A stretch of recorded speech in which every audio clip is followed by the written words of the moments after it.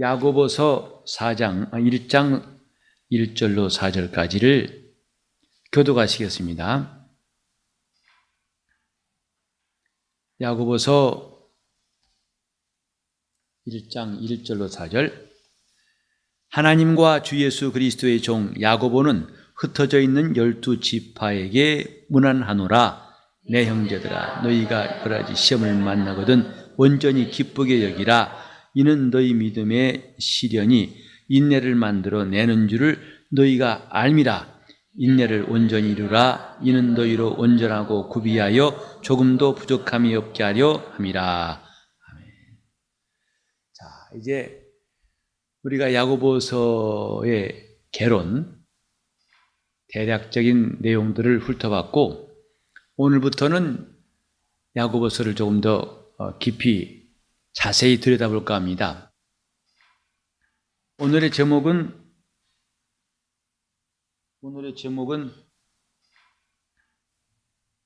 여기 나와 있는 구절들을 좀 이용해 가지고 이렇게 한번 써보겠습니다.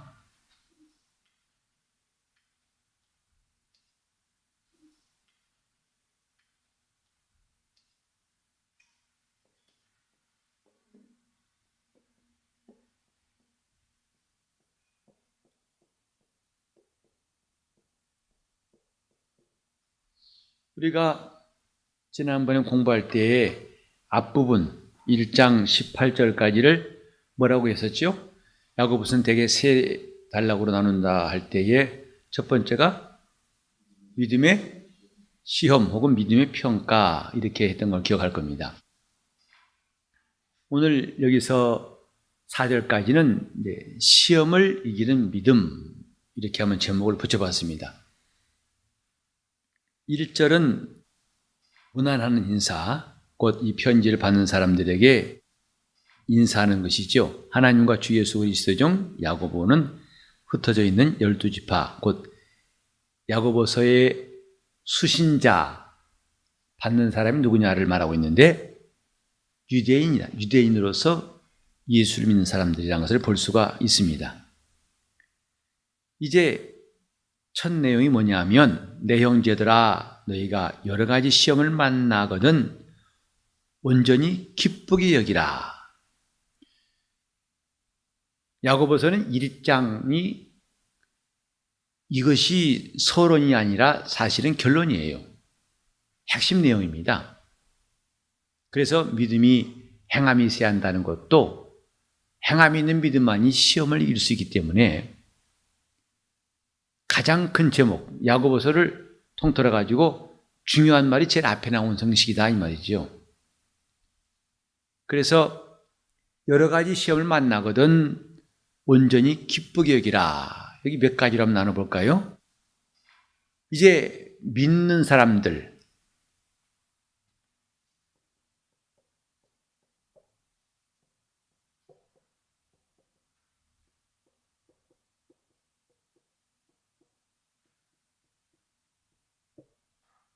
이렇게 나누어서 한번 생각해 봅시다.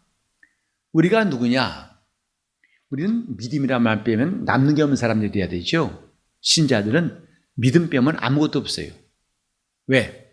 우리 믿음으로 우리가 저 지옥 갈 수밖에 없는 진노의 자식에서 하나님의 자녀가 되었고, 믿음으로 이 세상에서 찍기만 또 못한 자들이 하나님의 상속자가 되었고, 믿음으로 죄인이 의롭다함 받게 되었고, 믿음으로 멸망치 않고 영생하게 되었고, 믿음이 없다면 우리는 속된 말로 시체입니다.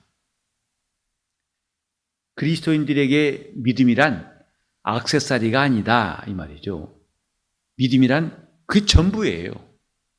믿음이 있다면 이 사람은 다 가진 사람이고, 믿음이 없다면 아무것도 없는 사람이에요.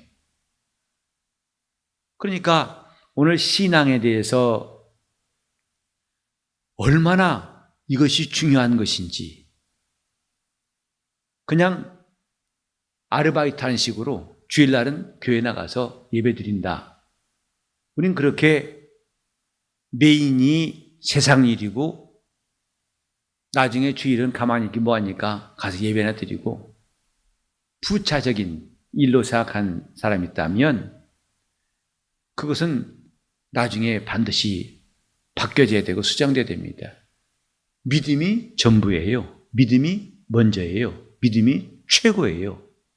믿음보다 더 중요한 거 없습니다. 믿음이 없다면 우리 시작도 없고 우리 장래에 소망도 없고 아무것도 아니다 이 말이죠. 그래서 믿음으로 얻고 믿음으로 알고 믿음으로 보고 믿음으로 듣고 믿음으로 행하고 믿음으로 모든 것을 할 수 있는 사람, 그게 신앙인입니다. 믿음이 전부다. 한 부분이 아니고 믿음이 전부다. 우리는 믿음이 없었어요라는 말이 겸손한 말로 돼서는 안 됩니다. 제가 믿음이 없었어요. 이건 자기 자신을 결코 다 부인해버린 겁니다. 믿음이 없단 말은 그건 뭐가 있는데, 믿음이 없다면 뭐가 있는데 우리는 할 말이 없어야 돼요. 왜? 믿음이 전부기 때문에. 자, 믿음이 그러면 전부다 해보세요. 믿음이 믿음 빼놓고는 시체가 된 사람들이 그게 그리스도인들이에요. 내가 주 앞에 나와 의롭다 안 받은 것도 믿음 때문이고, 내가 감히 하나님을 아버지라 부를 수 있는 것도 믿음 때문이고, 우리가 볼 때에도 우리는 이 세상에서 그렇게 훌륭한 사람이라고 자처할 수 있는 부분이 없다 할지라도 하늘나라 가겠다고 당당히 말하는 것도 믿음 때문이고, 이렇게 믿음이 얼마나 중요한가. 믿음 때문에 우리는 목숨도 버린다 이 말이죠. 그만큼 믿음이 중요하다. 자, 믿음이 그럼 중요하다 하세요. 믿음이 중요하다. 중요한 사람답게 하면 목소리에 그 말에 힘이 들었으면 좋겠어요. 믿음이 중요하다. 믿음이 중요하다. 중요한 겁니다. 어떻게? 목숨을 내놨어요, 선진들은요. 믿음 때문에. 아니, 그 믿음이 뭐길래 목숨까지 내놓을 수 있단 말이냐? 그게 믿음이에요. 그렇기 때문에 이 믿음에 대해서 상처가 오는 문제, 믿음이 위협받고 믿음을 누가 무너뜨리려고 한다면 가장 민감하고 가장 정신을 차려서 이것을 지키려고 하는 사람이 영적인 사람이에요. 믿음을 지키려고 해야 됩니다. 믿음이 손해본다든지 믿음을 무너뜨리는 것은 용납하지 말아야 한다 이 말이에요. 그게 영적인 사람은 신령한 사람입니다. 왜? 믿음이 최고이기 때문에. 믿음이 전부고 믿음이 중요하기 때문에. 그런데 이 믿음을 위협하는 요소가 뭐냐? 시험이에요. 그래서 성경은 시험이란 말이 종종 등장하고, 예수께서 공생애를 시작하실 때 곧 요단강에서 침례받고 올라오시면서 성령이 임하시고 드디어 성령이 광야로 예수를 몰아내실 때에 가장 먼저 예수를 만난 자가 시험하는 자였어요. 곧 마귀가 예수 앞을 가로막고서 3번 시험했죠. 아직 제자들을 부르시기 전에, 주님 주위에 아무도 없을 때, 천국 복음을 전파하시기 전에 가장 먼저 예수께 접근한 자가 시험하는 자였어요. 내가 만일 하나님의 아들이거든 이렇게 해라 하고 시험했습니다. 예수께서 원수 마귀를 물리치신 다음에 비로소 천국 복음을 전파하시니라. 그때 제자를 부르셨습니다. 그리고 주님께서 겟세마네에서 마지막에 기도하실 때에도 시험에 들지 않기를 기도하라. 마음은 원이로되 육신이 약하도다. 이렇게 믿음과 시험은 항상 대립되는 말로 성경에 나와 있습니다. 믿음 반대가 물론 믿음 없는 것, 불신앙이라고 할 수 있겠죠. 그러나 좀 더 정확히 말하자면 시험이에요. 믿음을 무너뜨리는 것이 바로 시험이기 때문에 바울 사도가 이런 말했죠. 나의 달려갈 길을 마치고 선한 싸움을 다 싸우고 무엇을 지켰으니? 무엇을 지켰으니? 성경을 오늘 처음 본 사람들이 많이 나와 있는 것 같아요. 이거 유명한 말씀인데 같이 읽어봐야 한번. 디모데전서 4장 7절 읽겠습니다. 디모데전서 4장 7절.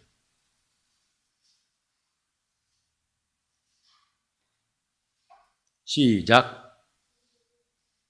아직도 디모데를 찾아가려면 머리 많이 남았나 보죠. 시작.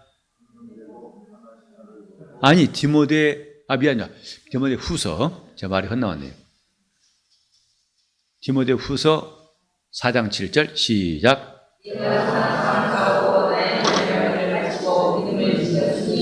아마 우리가 이 땅을 마감할 때에 이런 사람이 되어야 한다 생각해요. 마침내 우리는 주님 우리를 부르실 때가 왔다 합시다. 내 숨이 멈출 때가 왔다 합시다. 곧 그때 할 말이 선한 싸움을 다 싸웠다. 또 하나는 다른 박질, 달려갈 길을 다 마쳤다. 그리고 믿음을 지켰다. 그게 성도의 생애예요. 성도의 마지막이 뭐냐? 시작. 선한 싸움을 다 싸우고 그게 믿음을 마감하는 거예요. 성도의 마감이에요. 내가 지금 못 먹었던 것 좀 먹고 싶은데 그건 참 아쉬운 이야기예요. 그건 천국 가면 더 맛있는 거 있을 거라 생각하시고 여러분 그런 말 하지 마세요. 그 내가 사놓은 옷장에 넣어놓은 거 못 입고 간다. 너희가 꼭 입어라. 천국 가면 그런 옷 부럽지 않습니다. 우리가 믿음을 성도로서 생애를 마감한다 할 때 그 내용이 뭐냐? 달려갈 길을 다, 다른 바퀴를 다 했다. 선한 싸움을 다 싸웠다. 믿음을 지켰다. 이때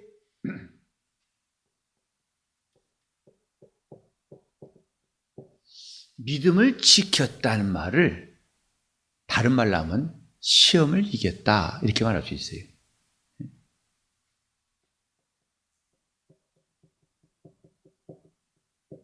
시험을 이긴 것과 믿음을 지킨 것은 같은 말이에요.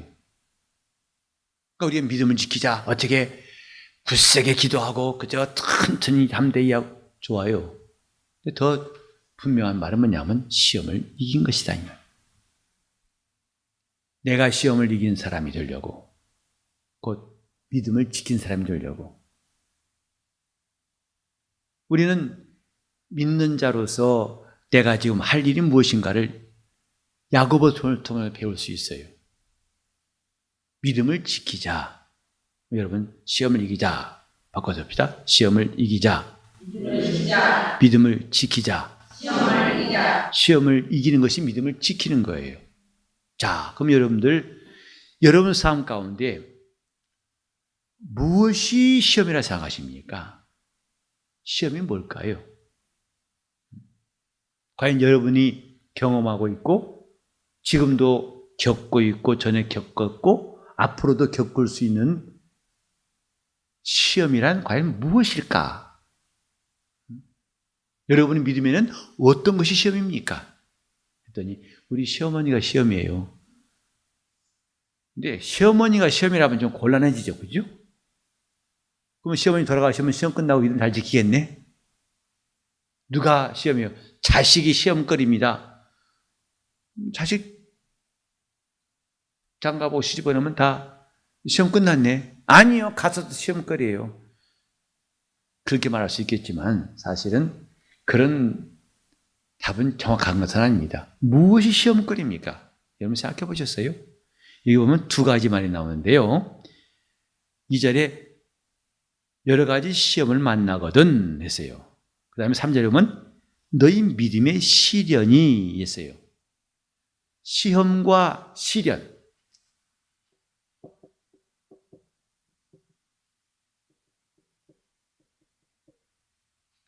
시험과 시련이 나옵니다. 원어로도 달라요. 여기에 시험이라는 건 페이라스모스라 헬라어로 페이라스모스. 그 다음에 여기 시련은 도키미온이라고 합니다. 그래서 이 말 자체에는 사실 저 페이라스모스라고 하는 시험도 영어로 하면 테스트 혹은 템테이션 혹은 어템프트 시도한다. 이게 다 들어가 있습니다. 위에 말한 시험 페이라스모스. 그러나 저 밑에 시련 그러면 거기는 테스트란 말밖에 없어요.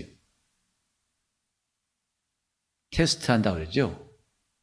그래서 왜 물건을 만든 다음에 그 물건이 잘 만들어진지 마지막 품질 검사할 때 있죠. 그 테스트하는 겁니다. 전구를 만들더라도 또 기계를 가전제품 만들더라도 마지막에는 마지막 꼭 품질 검사팀이 그 검사를 하게 되죠. 테스트 제대로 작동하는가, 잘 만들어졌는가.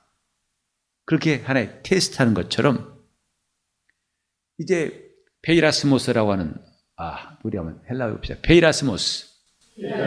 그게 위에 말한 시험이에요.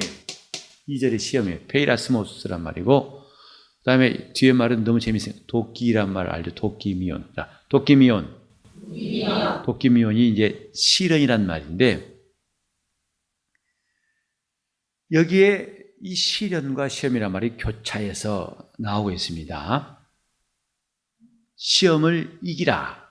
그게 곧 믿음을 지키는 것이다. 다른 말로 하면은 믿음을 가진 사람에게는 항상 무엇이 오게 되어 있다? 시험이라는 게 오게 되어 있다 생각하세요. 내가 예수 믿는 다음부터 일생 동안 시험 없는 곳에 살고 싶다. 그것은 거의 기대할 수 없는 것입니다. 왜? 주님도 이 땅에 오셔서 시험 받으셨어요.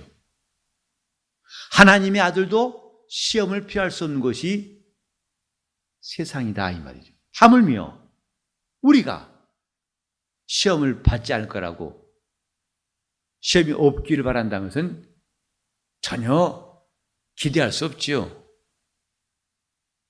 여러분 주기도문 가운데 오늘날 우리에게 죄진 자를 사하여 준 것 같이 우리 죄를 사하여 주옵시고 그 다음 뭐죠?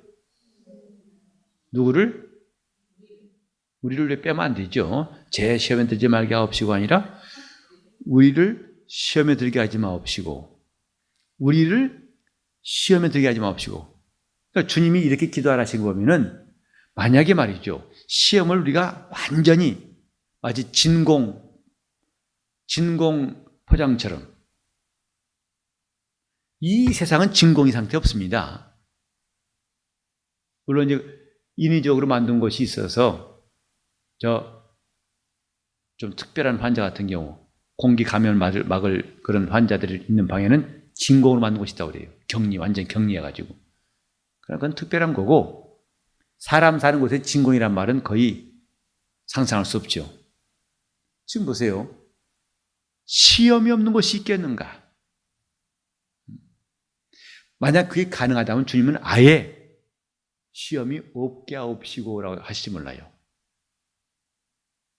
그게 가능하다면. 주님은 시험이라는 것을 인정하신 거예요. 이 땅에는 뭐가 있다? 시험이 있다는 것을. 믿는 자에게도 시험이 있다는 것을 전제로 해서 우리를 시험에 들게 하지 마옵시고. 믿음은 시험을 피하는 것이 아닙니다. 시험이 없는 것을 바라는 것이 아닙니다. 시험이 없는 것은 오직 하나님 나라밖에 없어요. 그때까지는 이 땅에서는 시험이 있다는 것을 우리 인정해야 됩니다. 그러면 어차피 이런 말이 있죠. 겨울에 춥지 않게 하옵시고 그랬다가는 겨울이 쑥스럽죠.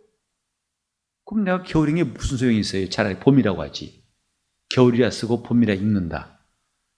그건 말장난에 불과한 겁니다. 겨울은 추워야 겨울이죠. 요즘 참 겨울 같아요. 그래서 겨울스럽다라는 말 쓰고 싶어요.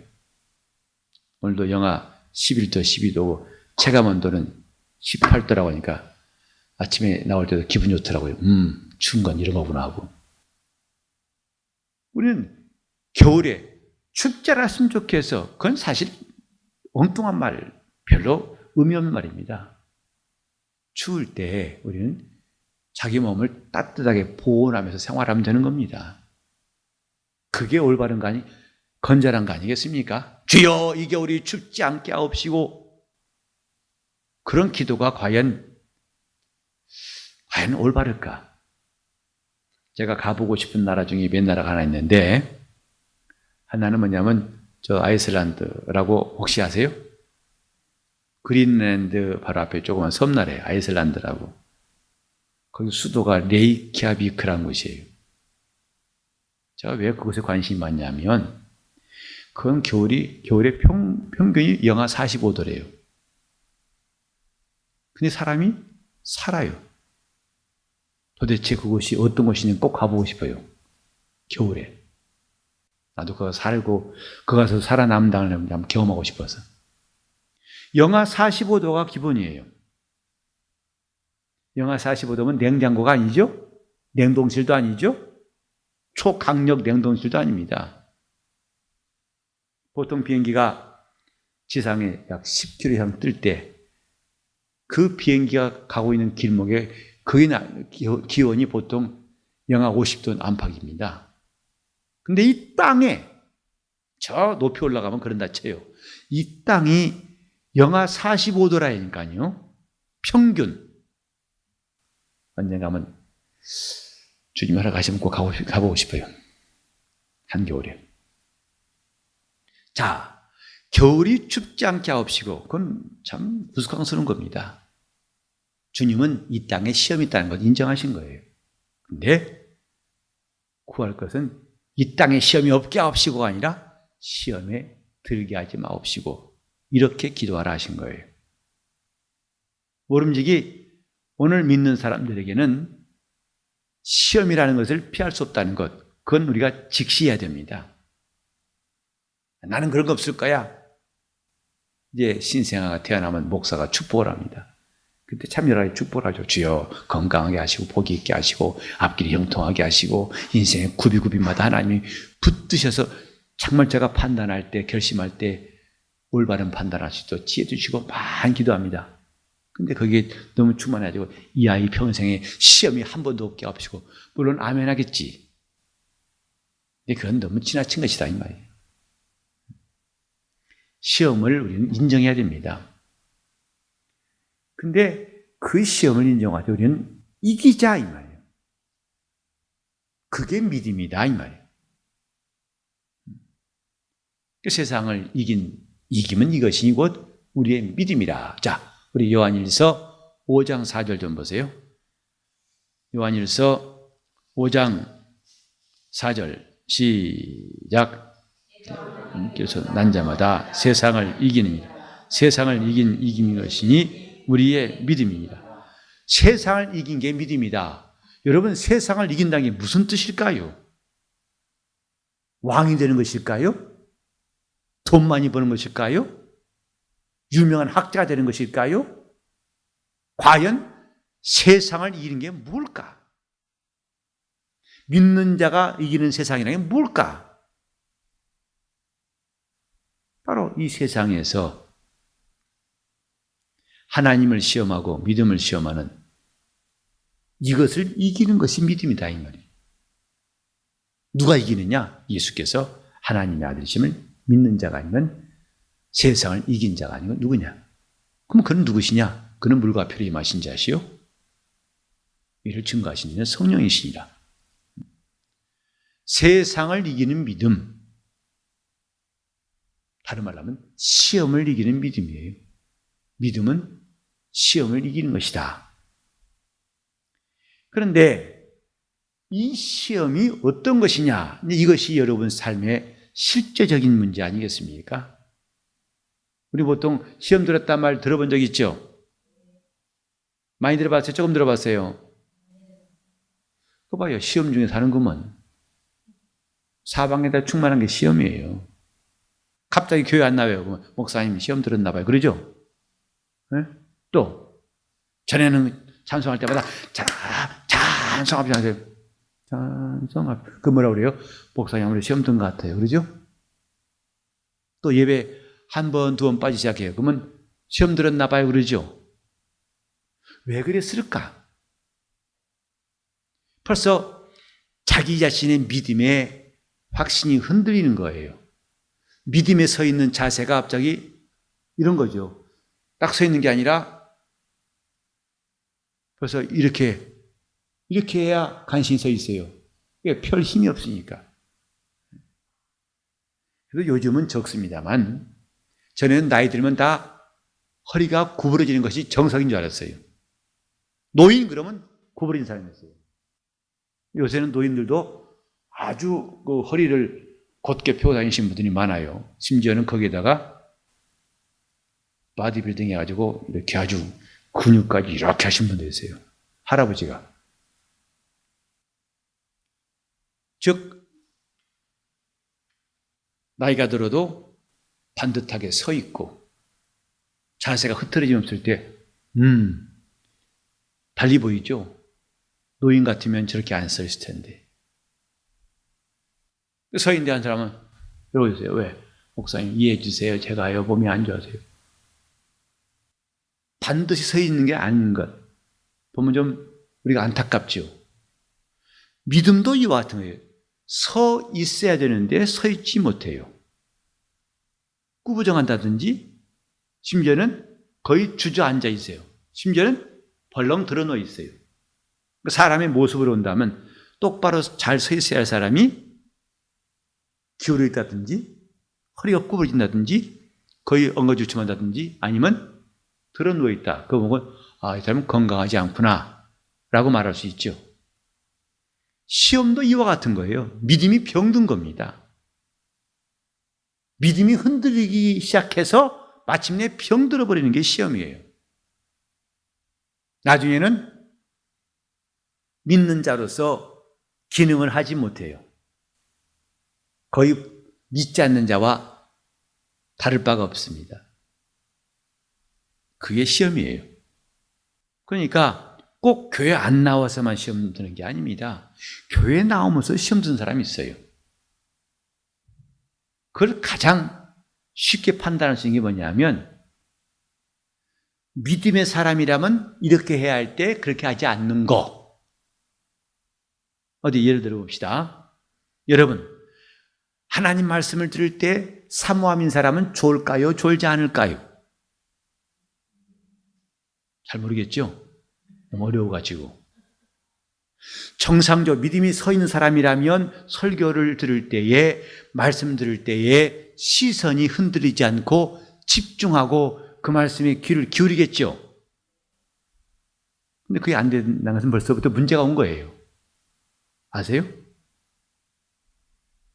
잠시 5분 정도는 목사 보고 있다가 밑에 뭐가 있을까 궁금해요. 가서 보고 싶어요. 핸드폰 있나? 뭘 보는지 벌써 시선부터가 그곳에 머물 수 없게 만들어요.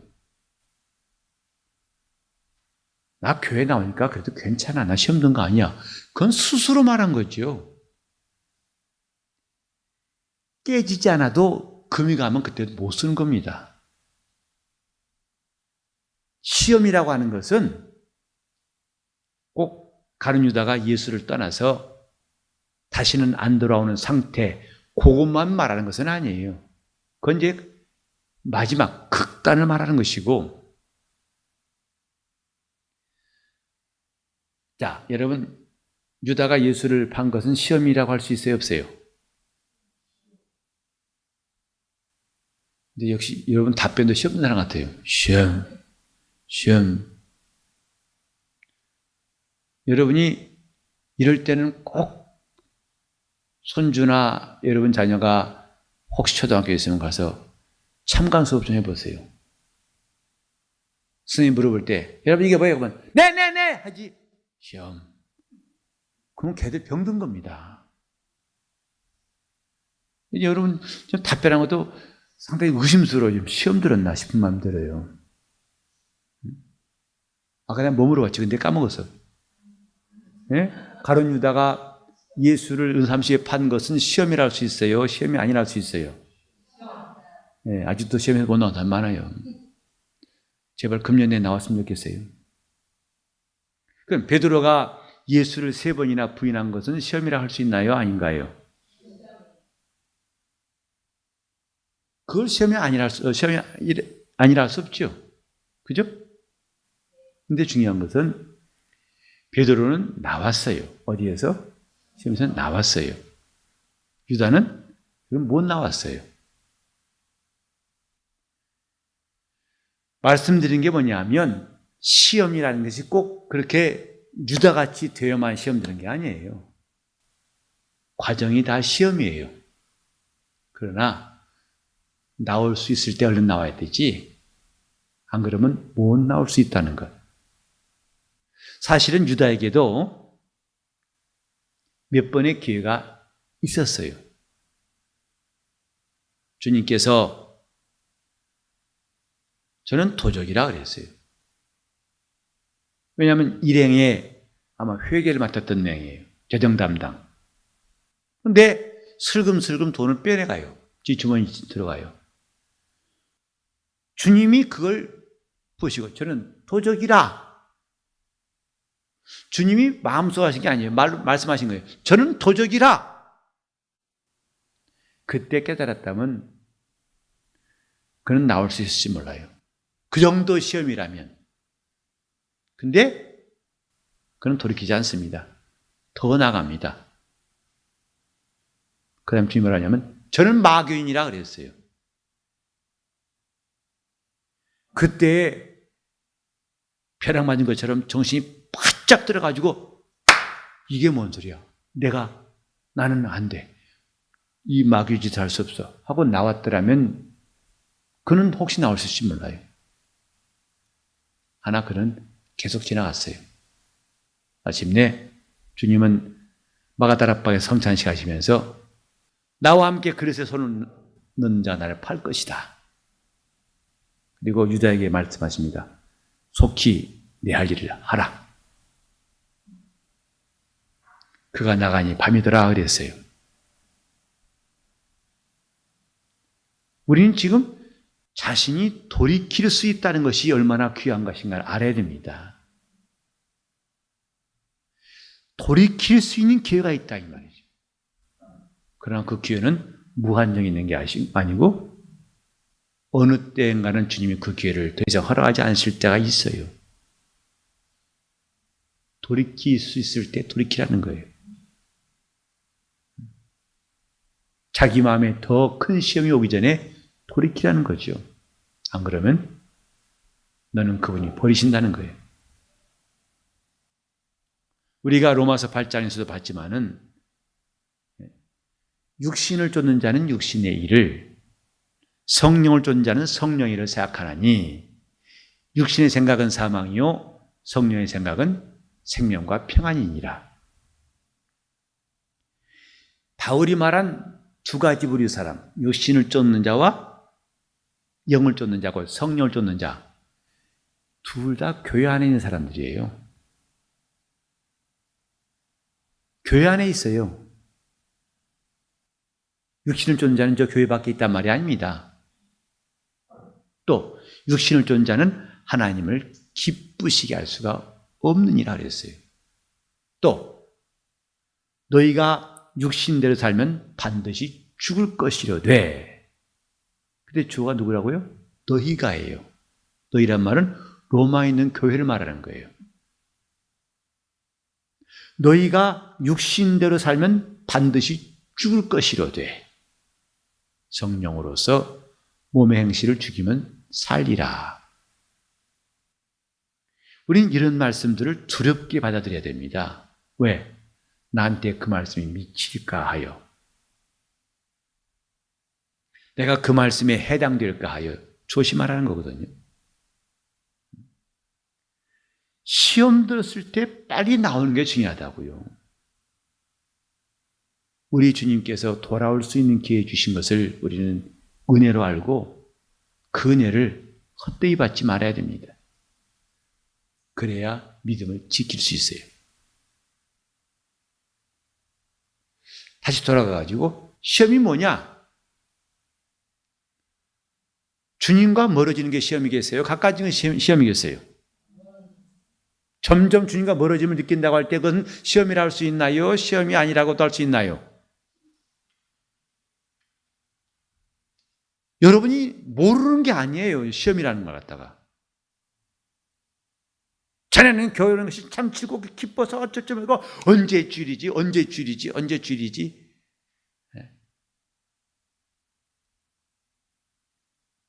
목사들한테는 주일이 빨리 오는 게 사실 부담스러울 때 있습니다. 왜? 설교 때문에.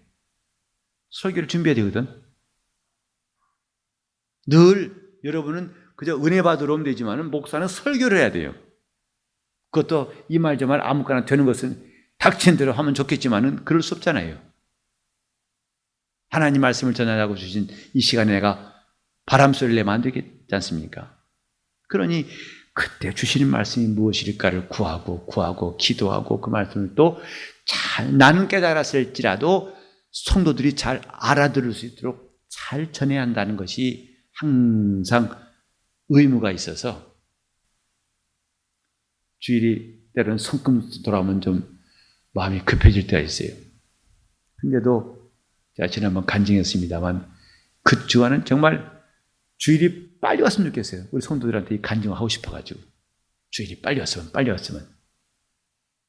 근데 성도들이 주일에 대한 사모함, 주일에 예배는 주님을 만나는 것이라겠지. 또 그분의 임재를 경험하고 그분이 내게 주시는 말씀을 은혜를 받으려고 주님과의 만남이 얼마나 행복한 것인지 난 점점 그 행복을 느꼈으면 좋겠어. 늘 이런 생각이 있는 게 아니라 아휴 추운데 가야 돼 말아야 돼. 가까운 데 갈까? 가봤자 또 복잡거릴 텐데 가서 뭐야? 밥 먹으려고 줄 서 있는 것도 따분하더라고. 이런 생각들이 모락모락 올라오고 잡초같이 올라오면 시험 든 거라고 볼 수 있어요? 아니라 할 수 있어요? 자신이 알 거라 이 말이죠.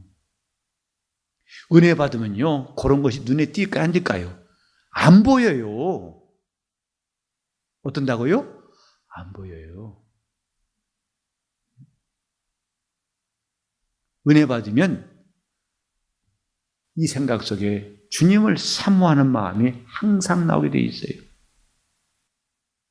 그 주님을 사모하는 마음. 어떻게 하면 내가 주를 위해 살까? 어떻게 하면 주님을 기쁘시게 할까? 정말 좀 더 열심히 더 많이 하고 싶고 더 기쁘시게 할 수 있고 이런 마음인 사람이 시험 든 사람이에요? 안 든 사람이에요? 여러분 답을 다 알고 있어요. 나보고 묻지 마세요. 목사님 저 시험 들었나 봐주세요. 나는 점쟁이가 아니에요. 각각 셀프로 알아서 하세요. 여러분은 그것을 느낄 만한 기준이 다 안에 있으니까. 벌써 시험 들었다는 것은 주님과 사이가 점점 멀어지는 것입니다. 제가 그런 말 하지요. 마치 입맛 없는 사람 같아요. 건강한 사람은 입맛이 있을까 없을까? 그 앞에 놓인 음식 가리지 않습니다. 음식 보는 순간부터 이 침샘에서 침이 막 솟아올라와요. 그러나 몸이 아픈 사람은 좋은 음식점 데리고 가도 밥맛이 없어요. 알죠? 그와 똑같아요. 여러분 지금 11조 안에서 지금 교회 가기 싫어서 그걸 끌어오기 전에 그 전에 여러분은 스스로 진단할 수 있어요. 바울 사도가 고린도후서 13장 5절에도 너희가 믿음이 있는가 자신을 스스로 시험하고 확증하라. 남한테 물어보지 말라는 거예요. 네 자신을 스스로 시험하고 확증하라. 예수께서 너희 안에 계신 것을 스스로 알지 못하면 버리운 자니라. 그 말은 뭐냐면 주님이 여기 계세요? 여기 이렇게 유치한 말하는 게 아니라 그가 너를 이끄시는 것을 그래 그가 너에게 소원을 주시고 너를 감동하시고 너를 이끄신 것을 스스로 알지 못하면 너는 버리운 자라는 거죠. 목사가 합시다 하기 전에 벌써 자기 영혼이 은혜 받은 사람은 이 속에서 발동 올린다고요. 그래서 자원하는 마음이 생기는 거예요. 그러나 자원하는 마음이 없을 때부터 이미 시험은 시작된 겁니다. 그것이 대수롭지 않게 여기십니까? 이 자그마한 시험은 더 큰 시험을, 그건 더 큰 시험을 계속 낳게 돼 있어요. 이 뒤에도 나옵니다만 욕심이 잉태한 즉 죄를 낳고 죄가 장성한 즉 사망에 이르느니라. 장성한다는 거예요. 믿음만 크는 게 아니라 욕심도 죄도 장성한다는 거예요. 우리 속담에 그런 말이 있죠. 바늘도둑이 무슨 도둑 된다고 그래요? 무슨 도둑? 소도둑 된다고 그러죠. 도둑질도 하면 점점 늘어요. 전에는 간단한 거 훔치더니 점점 얘는 큼지막한 거 훔치려고 그래요. 죄가 장성한 즉 믿음만 자라는 것이 아니라 시험도 자라요. 그러니 자신이 감당할 수 없는 시험이 오기 전에 빨리 돌이키라는 거예요. 얼른 돌이키는 게 자기 영혼이 살 길입니다. 시험. 지금 우리는 더 많은 말 할 수 있어요. 더 구체적으로 이게 시험이구나. 그러니까 교회에서 누구와 다퉜어요. 꼴보기 싫은 사람이 생겨요. 벌써 시험이 시작된 겁니다. 저 사람 좀 빨리 이사 갔으면 좋겠어. 우리 교회에 안 나왔으면 좋겠어. 그런 사람이 하나만 생기는 게 아니라 나중에는 더 생겨요, 덜 생겨요. 경험한 사람 말해봐요. 또 안 하겠지. 내가 그건 또 정체를 드러낸 것 같으니까 안 하겠지. 한번 꼴 보기 싫은 사람 하나 생기면은 그걸로 끝납디까? 자꾸 생깁디까? 근데 말 안 하잖아요. 왜?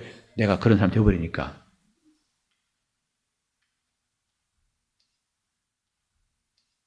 이런 일들이 결국은 믿음을 흔들리게 만들고 마침내 믿음이 무너지게 만들어요. 그게 시험이에요. 어린아이들이 이제 전이를 갖고 있다가 나중에 간이로 바꿀 때 있죠. 이가 될 때 있죠. 그때 보면은 엄마 이빨이 흔들려 그러죠.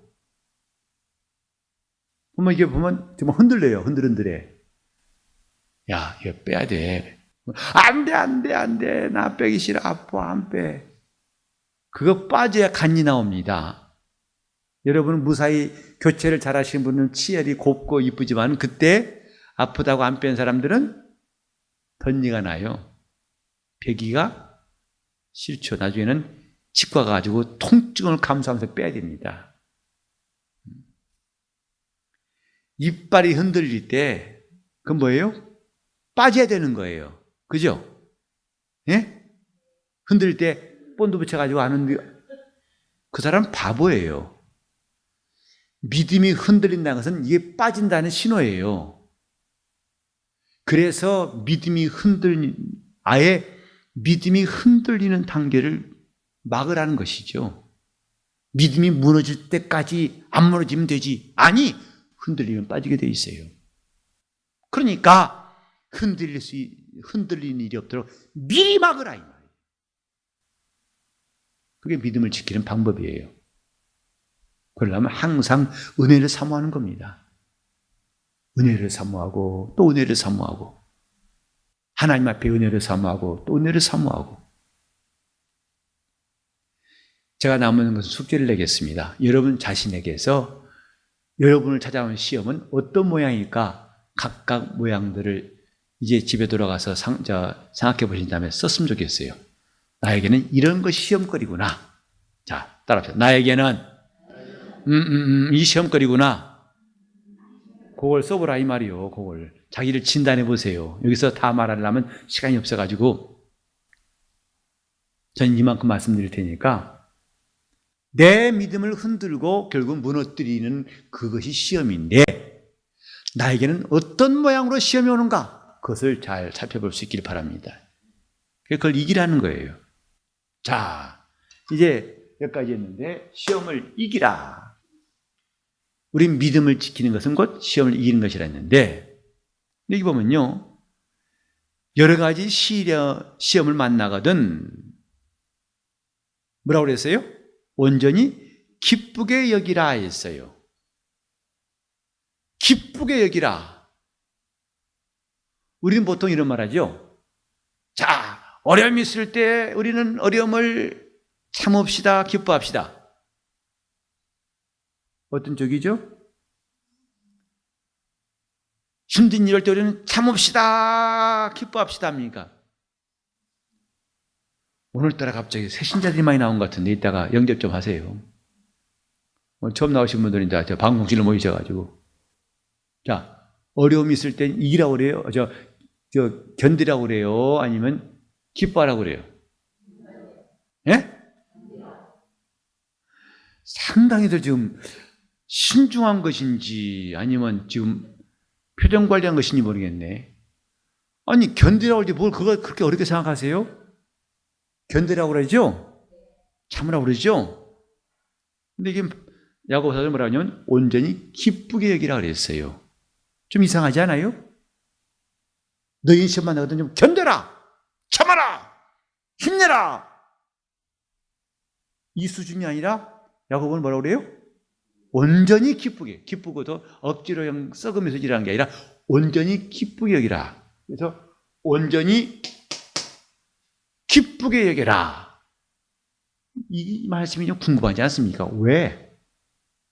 참는 것도 버거운데, 어려움이 왔을 때 참는 것도 버거운데 한술 더 뜬 게 아니라 한 삽 더 퍼가지고 온전히 기쁘게 여겨라.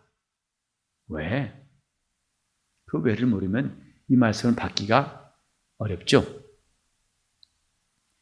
자, 우리 한번 베드로전서 1장을 보시겠습니다. 베드로전서 그 뒤에 가면 나오는데 베드로전서 1장 6절 시작.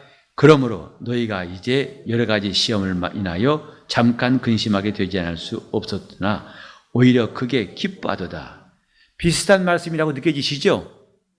금방 읽은 야고보서 말씀하고 여기도 보면 시험을 인하여 잠깐은 근심하겠지만은 그러나 오히려 크게 기뻐하도다. 야고보는 온전히 기쁘게 여기라. 이런 말씀을 우리가 아멘 모르겠습니다. 그냥 하여튼 주님 말씀이니까 아멘 한 것보다도 조금 더 성경을 잘 이해했으면 좋겠습니다. 왜 기쁘게 여길까?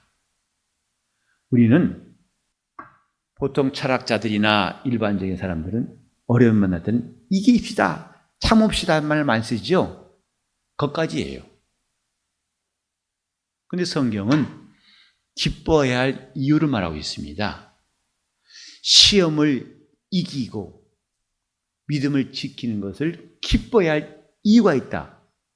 자, 우리 7절 한번 읽어보세요. 시작.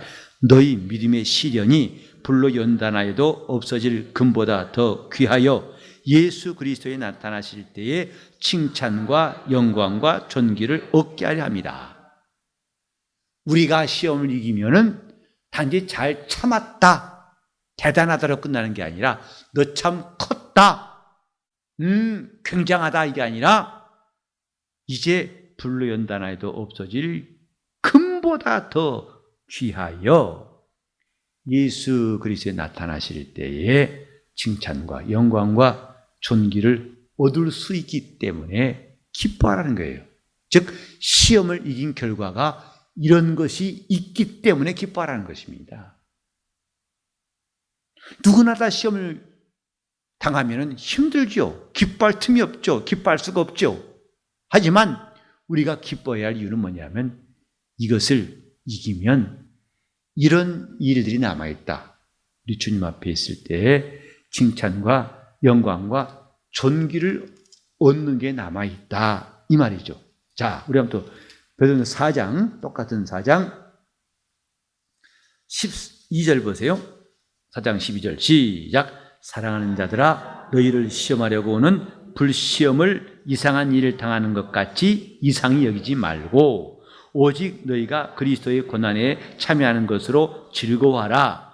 이는 그의 영광을 나타내실 때에 너희로 즐거워하고 기뻐하게 하려 함이니라.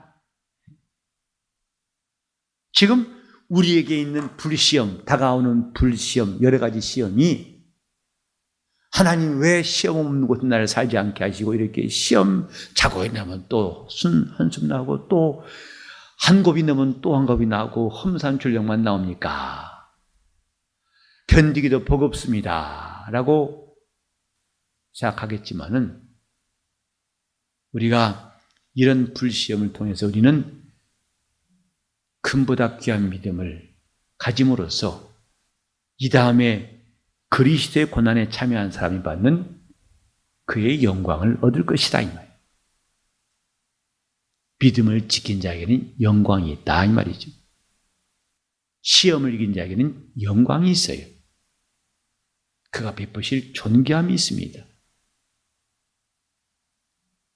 그 요한계시록 보면은 바로 흰옷 입고 나오는 수많은 사람들을 향해서 말했죠. 저들이 누굽니까? 저들은 주 예수 이름을 위해서 죽기까지 믿음을 지키고 못배임받은 사람들의 영혼이다. 믿음을 지킨 사람들이다. 우리가 지금 믿음을 지키는 믿음과 시험에 대해서 시간 생각해 봤어요. 이것이 사실은 야고보 사도가 말하고자 하는, 저자가 말하고자 하는 핵심이에요. 그러니까 결국은 믿음에는 행함이 있어야 한다. 이 말은 이제 뒤에 말하는 세부적인 실천사항, 가난한 자를 돌아보고 또 네가 말씀대로 순종하는 것, 그것들을 말하기 전에 이미 큰 결론부터 말한다 이 말이죠. 우리 믿음은 시험을 이기는 것이고 시험을 이기면 이런 영광이 남아있다. 그러려면 우리는 믿음에는 행함이 따라야 한다. 이것을 말하기 위한 것이다 이 말이죠. 이게 야고보서예요.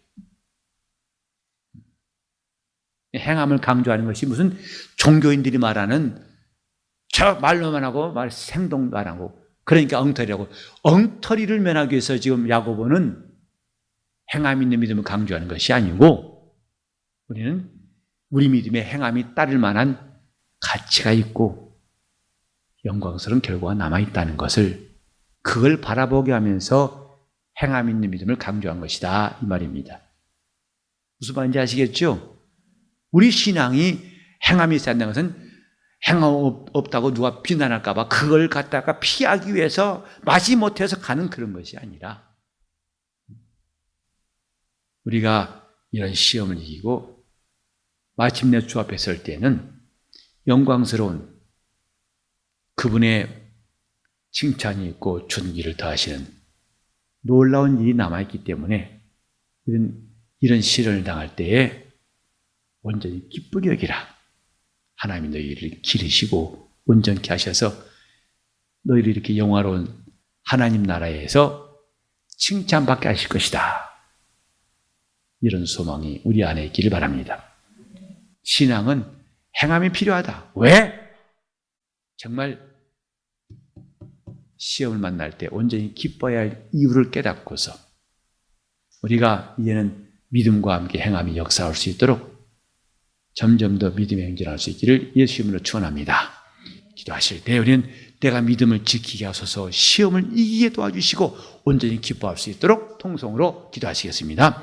하나님 아버지, 우리가 하나님 말씀을 듣고 하나님의 나라를 위해서